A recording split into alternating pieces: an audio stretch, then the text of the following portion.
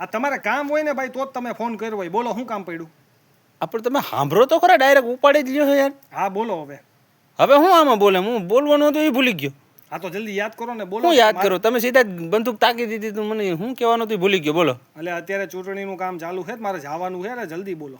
હા જો ચૂંટણી ઉપરથી યાદ આવ્યું, આ જો એ જ હતું. હું તમારી સામે ઓલો બાબુ ઊભો રહેવાનો. બાબુ ઓલો ગોલાવાળો? હા. એટલે તમને પાકી ખબર છે? અરે મેં સાંભળ્યું છે એમ કે હું આખા ગામમાં ગોલા વેચું, મને બધા ઓળખે કે મને ઘણા કીધું કે ગોલા વેચે કરતા સરપંચ બની જાય ને. પણ એને કોણ વોટ આપશે હવે? એને અંગૂઠા સાફે, એને શું ખબર પડે? અરે આમાં ભણેલાનું ક્યાં, આમાં ક્યાં તમારે ભણેલાનું માંગે છે કે ભણેલાનું સર્ટિફિકેટ દો? હું 12 પાસ છું. ભલે ને 12 પાસ હોય, એ અંદર પાસ છે.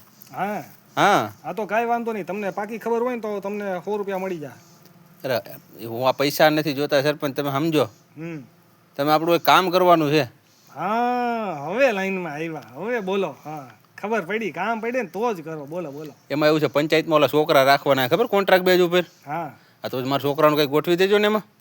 એ હવે બધું જોવું પડે પહેલાં, કારણ કે ઉપરથી બધું જે પંચનામું ઓલું બધું ફાઇનલ થાય ને, ઉપરથી બધું ટાર્ગેટ અત્યારે ઉપરથી હોય, આપણી હાથમાં કાંઈ લેવા દેવા છે જ નહીં. એ તમારે તલાટીને જ રાખવાનો હોય છે, ગ્રામ સેવકમાં ઓલો સહાયકમાં રાખવાનો છે ને છોકરા. મેં હમણાં વાત ભાઈ બધી અત્યારે સિસ્ટમ બદલી ગઈ છે. અત્યારે બધું સરકાર જે નક્કી કરે એમ જ હોય. અમે અમારી રીતે માણસો નથી રાખી શકતા.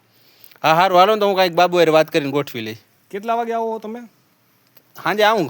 એટલે હું તમને માણા ગોઠવી દઉં એમ કહું. એટલે હું સાંજે આવું, સાંજે. હા હું કરી દઉં. એને સર્ટિફિકેટ લેતો આવું. ના ના બાબુ યાર કાંઈ આપણે કરવાનું નથી થતું, બરાબર? હું કરી દઈ તમને. એ હા ભલે, હાલો. હા